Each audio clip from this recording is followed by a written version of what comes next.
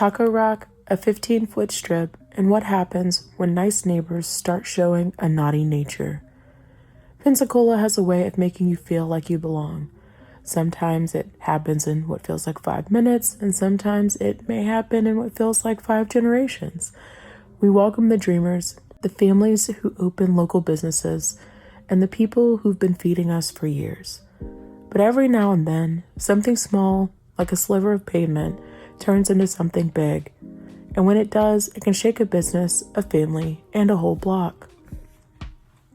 Today we're looking into a dispute involving Taco Rock 29 off of Pensacola Boulevard, a neighboring business, and a property line that, according to the people who have been leasing the property for almost 3 decades, has become the center of harassment, legal filings, and a lot of fear. So I knew that this Abdullah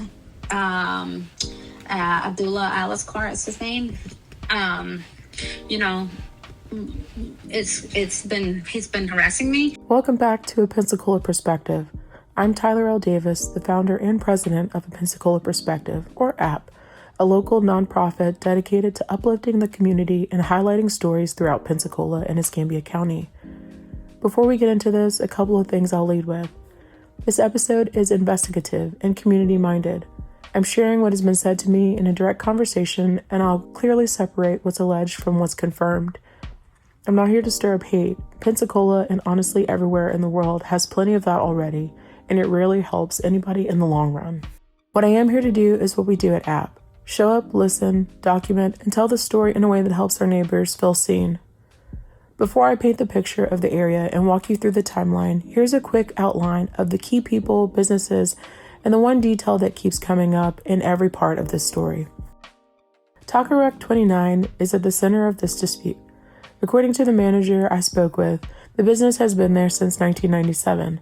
Taco Rock is described as one of the earliest taquerias in Pensacola and a long-standing local staple. The Diaz's. These are the owners and the people operating Taco Rock 29, and they're referred to in this story sometimes as the Diaz's. Maynard is listed as the owner of Taco Rock. Odette is the manager of the location, presumably since it's been standing. They are described as long-standing local business operators who have leased this parcel from its owner for decades. Both of them are listed in Escambia County court records for outstanding charges for stalking, which is open and active at this time.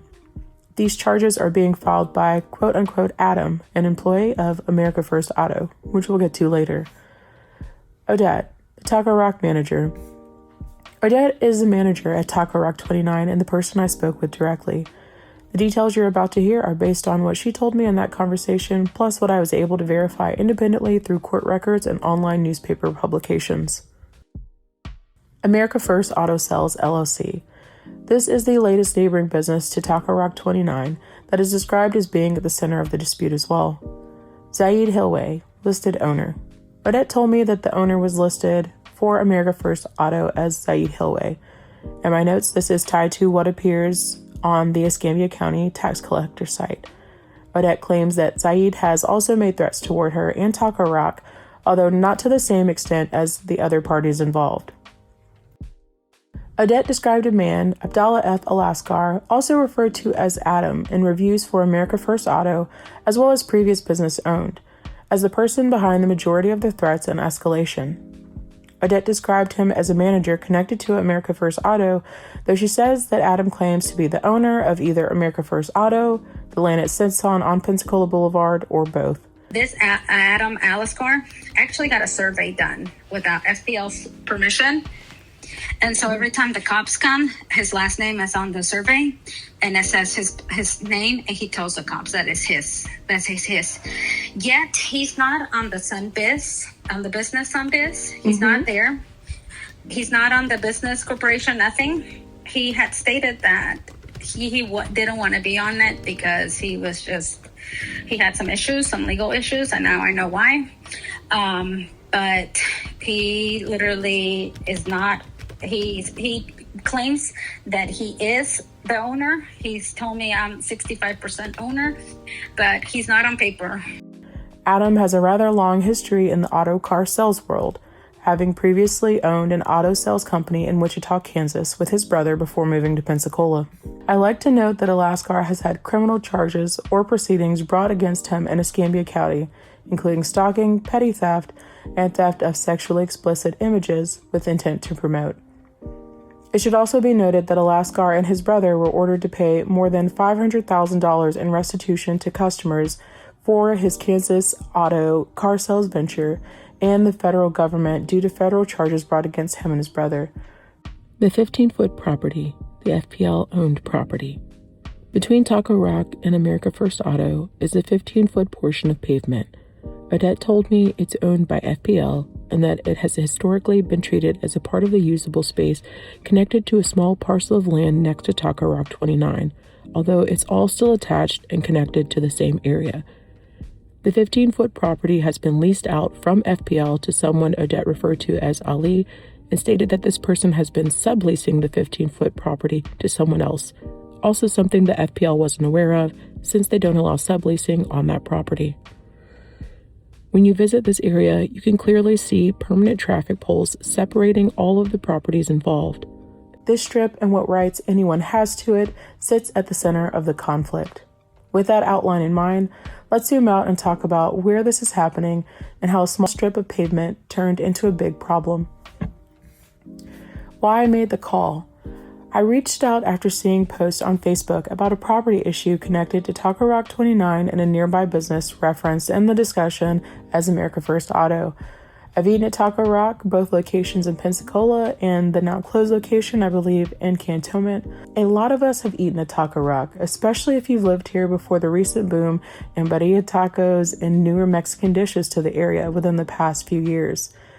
It's one of those places that feels like a part of the local rhythm, like Friday nights at Whataburger after a football game, like choosing a route home to avoid new traffic, like a house party when you don't feel like dealing with the madness or new parking rules of downtown. And when I saw what would look like a business getting squeezed by a situation that wasn't of their making, I wanted to ask questions, because if something is happening to one local business, it can happen to another. And if you know that stretch of Pensacola Boulevard, you know the vibe. It's fast food chains, local laundromat, and a lot of car lots up and down the road, hence the name Car City. It's a portion of Highway 29 that spans from exits 7A and B to Beverly Parkway. It's the kind of area people drive through every day without thinking twice, until something happens that make you look at it differently. Odette described America First Auto and Adam as another new neighbor that has had issues in this location, although this relationship escalated beyond anything that she's experienced in the past. Odette described a conflict that she says has escalated far beyond a simple disagreement, leading to legal complications, daily threats from her neighboring business, and dozens of phone calls to local law enforcement. The legal filings and the escalation/allegations. Odette's concerns first hit the public radar around Thanksgiving of 2025, when she was with her family enjoying time together, when suddenly she started receiving emails about Taco Rock receiving 3 or 4 negative reviews, which didn't make sense to her because the business wasn't open on Thanksgiving Day. I think it was the Thanksgiving, and I got like 4 bad reviews. And so I'm like, I'm not even open. How am I getting bad reviews? Odette said that after some digging, she believed Alaskar, either alone or with family or friends, was behind the negative reviews based on the reviewer profiles. She said she also noticed that the same accounts left positive reviews for America First Auto. Odette said that many of those reviews, both the negative ones toward Taco Rock and the positive ones toward America First Auto, have since been deleted, though I checked and a few negative reviews and a few positive ones are still available for America First Auto. After posting on Facebook on Thanksgiving and the weeks following, appealing to the community, sharing videos and actual footage of her complaints against Adam and America First Auto, dozens of 1-star reviews that have also since been deleted started pouring in on Google for America First Auto. And then things escalated from Adam again. Because I actually had to put restraining orders on this individual. And so then he retaliated and put restraining orders on me and my partner. Odette was shocked to learn that Adam filed a restraining order for stalking against the Diaz's, something which he may have been familiar with after he was himself the subject of a stalking restraining order in June of 2024, as well as just having received one the day before on 12/3/25. Odette said that she responded to the court summons in December of 2025 and was unprepared to see Adam with full legal representation for his proceeding, prompting her to file for additional time for the case, as well as pursuing restraining orders against Adam for herself and Mr. Diaz. The case is still open for Adam versus the Diazes and has since been moved to around February 2026 at this time. Harassment and fear allegations. Odette described ongoing harassment and said the situation has affected her ability to operate normally and feel safe. Odette also said that in the process of seeking a restraining order, Adam told the local police that Taco Rock staff had been threatening to harm people at America First Auto, something Odette strongly denied, but confirmed that she had received threats from both Saeed and Adam on numerous occasions. Since 1971, when this parking lot was made, not by us, it was made by, whoever created the lots. It was like that. I did not make anything up. I did not create anything. I'm asking for respect. I have lost my covenant of enjoyment, of peace, and I am requesting that you guys stop parking your cars on my side and coming through and damaging my stuff, breaking my flags, and doing bad things to my stuff. I have requested Saeed to move this, and yet he hasn't. Police response. Odette said that Taco Rock has interacted with many officers over the roughly 8 to 9 months since the new manager from Kansas came to the area. She's spoken with at least 15 officers about the situation. She said that some treated it as a civil matter, telling each party to stay on their own property, while others didn't seem to take it seriously, and she even described at least one officer as dismissive and seemingly more sympathetic with America First Auto. But I also had a cop that came today, and I really did not like this cop. This cop was basically on his side. Like, this cop has definitely been on his side from the beginning. Like, everything I say is like, oh well. I mean, he even threatened to arrest me if I went into their property, and I said, sir, I've never been into their property. Like, there's not one picture, not video. She described incidents involving yelling, intimidation, and objects being thrown from her neighboring business at her and her family, and said that customers have even witnessed parts of the interactions.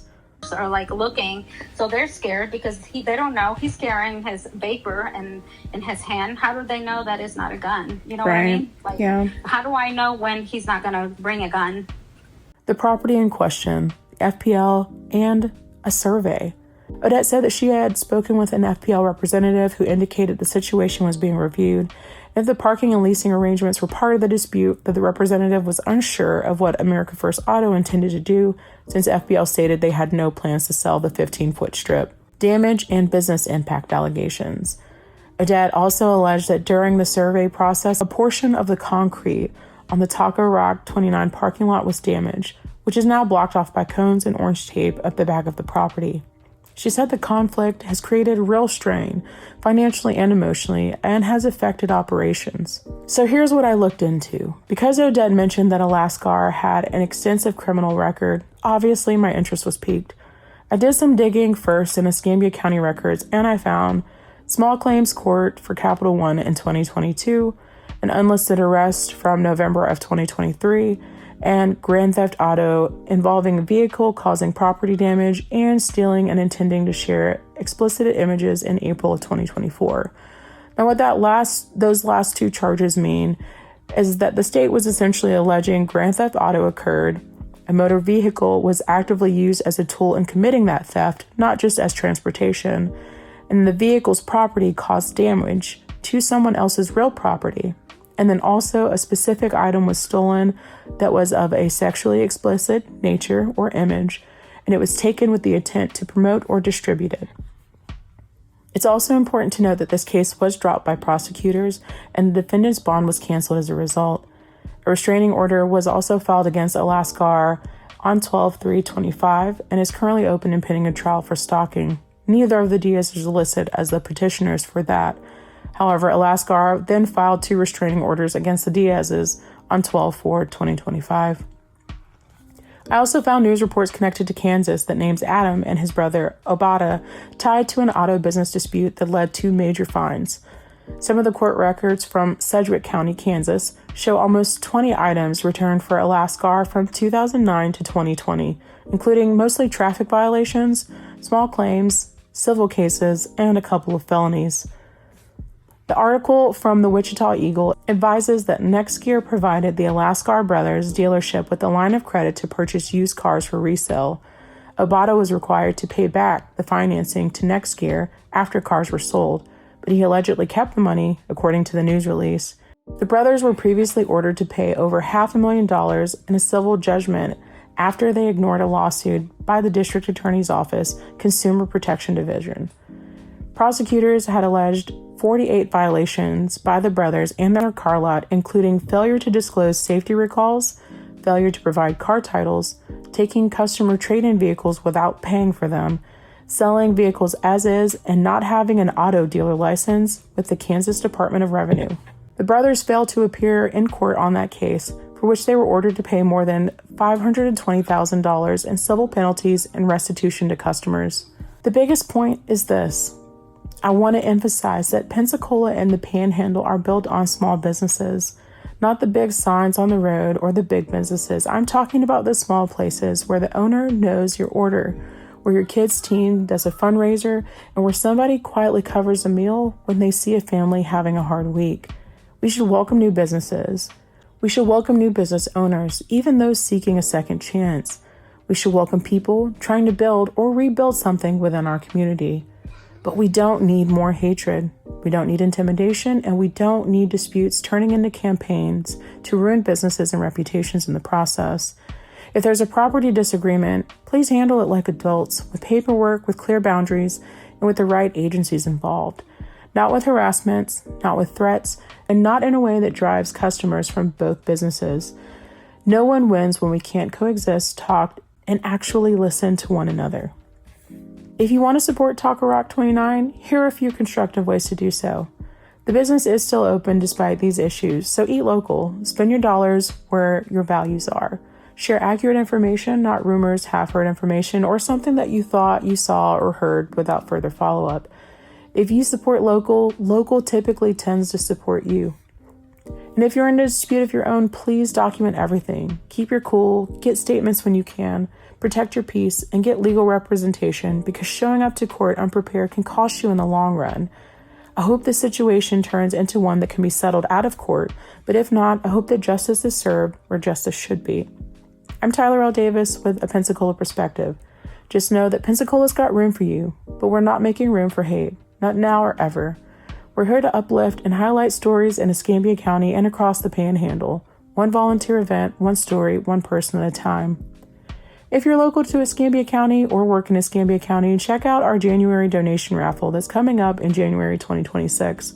We're giving away 2 free tickets to the Pensacola Bay Center to see Waka, Flocka Flame, Ying Twins, and DJ Jazzy Jeff on February 12, 2026. This event is called the Mardi Gras Mumbo, and the tickets that are being raffled are located in the lower section 102 row D of the Bay Center. If you're unfamiliar, that's the very first row up from the stage floor, meaning that you should have a great seat without anyone immediately in front of you. Not sure about how the raffle works? If you're local to Escambia County, you live locally and or work in the area, you can follow the link in the description or from our website at www.app850.org. Once there, you get 31 free entries, one for each day of the event this month for this event. Additional entries can be purchased for $1 per entry, or 10 additional entries per every hour of volunteer work can be earned by submitting volunteer work for a local nonprofit, including a Pensacola Perspective volunteer events or others in Escambia County. Now's the time to make the changes you want to see locally. Stay informed as the midterm election season approaches. Good luck throughout the month of January, and Happy New Year, y'all.